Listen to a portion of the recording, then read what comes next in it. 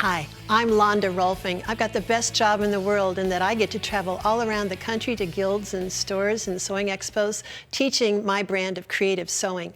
Today I'm going to teach you all about elastic thread in the bobbin. There are so many possibilities, and you can have so much fun with elastic thread in the bobbin, or even, as I've figured out, in the chain looper of a serger that has that capability. Let's start out with what's most commonly shown, and that is simply taking elastic thread and couching over it, and then pulling up the thread so that it's as gathered as you desire.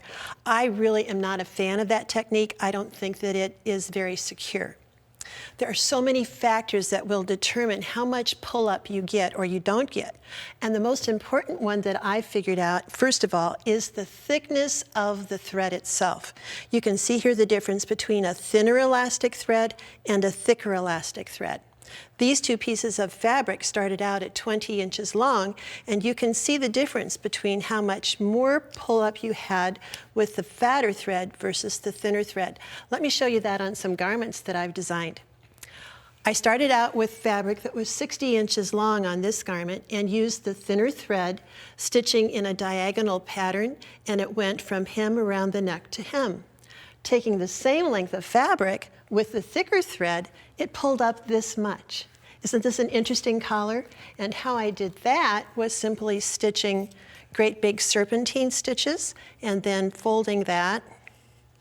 It became that collar. Are you starting to see how much fun you can have with elastic thread in the bobbin? Steaming once you're done sewing is another thing that will shrink it up even more. And then stitch length. The longer your stitch length, this one was at 5 stitch length, this one was at 3, so the longer the stitch length, the more pull-up you're going to get. And believe it or not, even your presser foot that you use on your sewing machine. Now, I know a lot of you don't think much or understand much about your presser feet, so let's stop to explain that.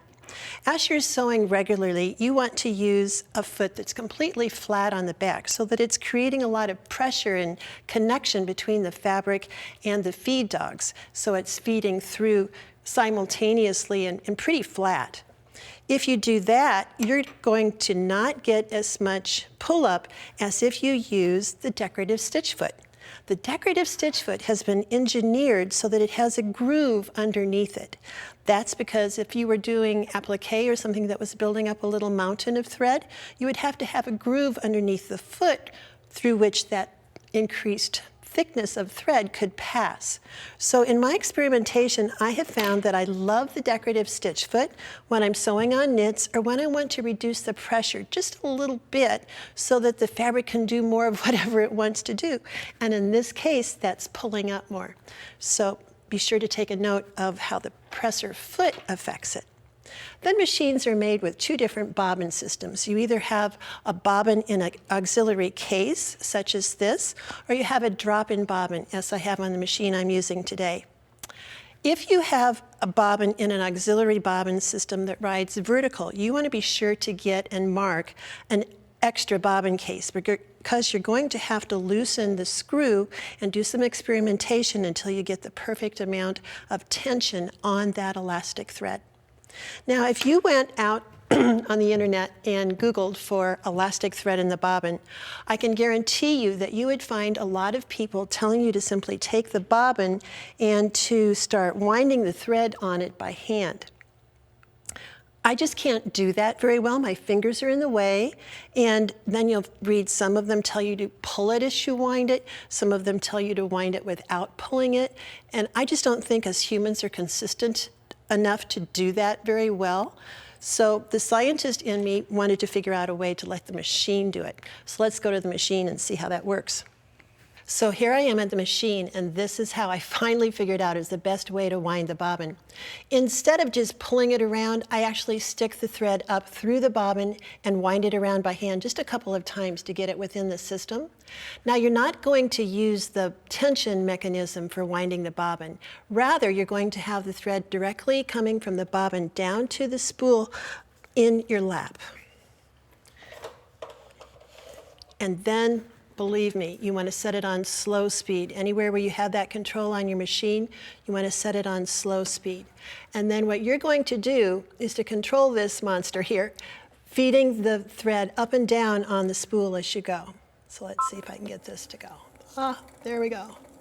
So that's what you're doing. You're helping the thread go up and down on the bobbin, and that's how you wind the bobbin with elastic thread. Once you've got your bobbin wound, cut off that extra little thread at the top. It is so important to get it caught within the tension mechanism, especially for the drop-in bobbins. So I'm going to put my finger on the bobbin and I'm going to pull this up into the little arch, but I'm not going to bring it all the way around. Then we have to put the cover on. Actually, I'm going to leave the cover off. Hold the thread, turn the hand wheel, the old-fashioned way, until you see that elastic thread coming up. If you've sewn for a long time, you know that this is how we always used to do it. You know that the thread is engaged in the lower tension if and only if you can see the thread going across the bobbin on the top. That's always true, but especially in this. You'll know very quickly when you start to sew, if it doesn't pull up at all, then it's not caught in the tension. Here's some free motion work that I did. Do you see there's no puckering? That's because it was not caught in the tension. So again, always look for that thread across the top.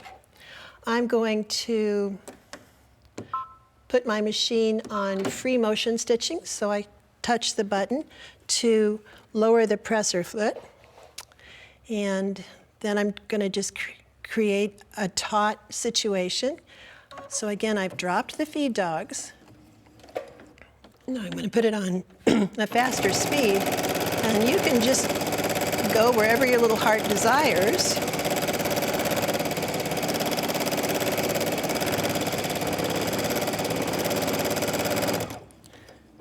Fun. Doesn't have to be exact at all. And look what I created with free motion with elastic thread in the bobbin on the purple top over here. The middle of that flower is nothing but a great big square on which I've done exactly what you just saw, a lot of big circles. And then around this square is a strip of fabric. I just took a 1.5 inch strip of the cross grain knit and I stitched with elastic thread in a big zigzag pattern. Then this got tacked around the outer edge of the free motion work to create that wonderful little textural interest on that top.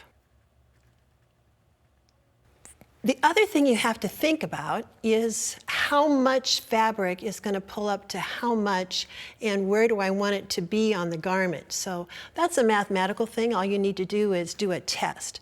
Take a 20-inch piece of fabric, run your stitches and see how much it pulls up to. So that's your proportion. So much of fabric pulls up to so much. Then you need to know on a garment, for example, over on the dummy here on the table, you can see around her waist or around the sleeves, you would want to know how much you want it to pull up to. Then solving for that proportion, you could figure out how much fabric do I need to start with. So that's all the fun of elastic thread in the bobbin on the sewing machine. But you can also do it on a serger. That's how it's done in ready-to-wear, where you buy the yardage that it's already done, that you just sew up the seam and make a skirt. Let's just compare how much it gathers up from the sewing machine to a serger. These two pieces of fabric started out at 54 inches long. Here's the machine. It gathered up to 38 inches, and here with the chain stitch capability on a serger, it pulled up 62%, so it came up to 21 inches. So you can see how much more gathering you can get using the chain looper of a serger with that capability. Let me show you how that works. You'll always want to use a thread net to help control this elastic thread. Will just go everywhere. So you follow the regular thread path. You don't want to miss anything. And then as you finish threading the chain looper, you want it to just fall down in here. You don't pull it up or anything. Then you're using, in this case, it's the middle needle. From the settings that are recommended in your book, you want to, I have figured out, lower the needle 1 notch and the looper 3 notches. Let's see what we get. The other hint that I can give you about whenever you do chain stitching, with elastic thread and the chain looper is to always start by penetrating fabric. I've got my differential feed set all the way up to the most and a stitch length very, very long.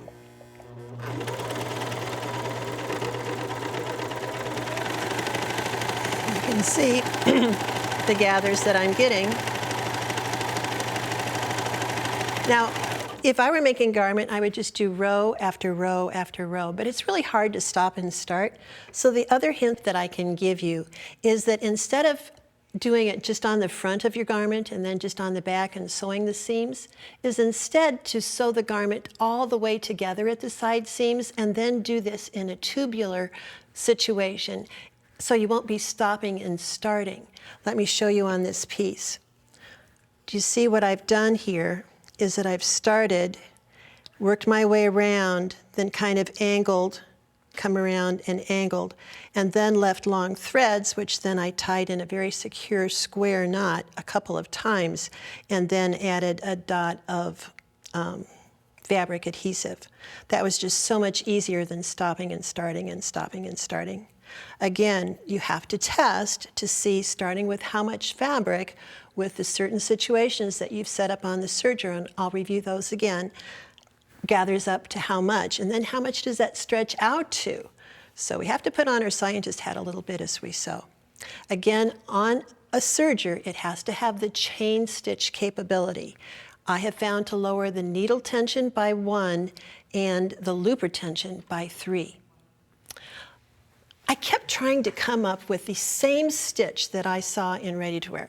Look at this cute little top. It's just adorable. It's 3 rows at the side seams and 3 rows at the center front on 4 pieces of fabric. That's all it is. And then it's a knit, so the edges can be raw. So this was just sewn wrong sides together. Can you see? 3 rows of elastic thread, 3 rows of elastic thread. I've got this in process at home, but you could also do it on the serger. However, if you look very close here, you'll see a real chain type formation. That's done on a machine commercially that we really can't duplicate that exactly. So don't drive yourself crazy trying to come up with it. So there you have it, elastic thread in the bobbin on a sewing machine or in the chain looper of a serger.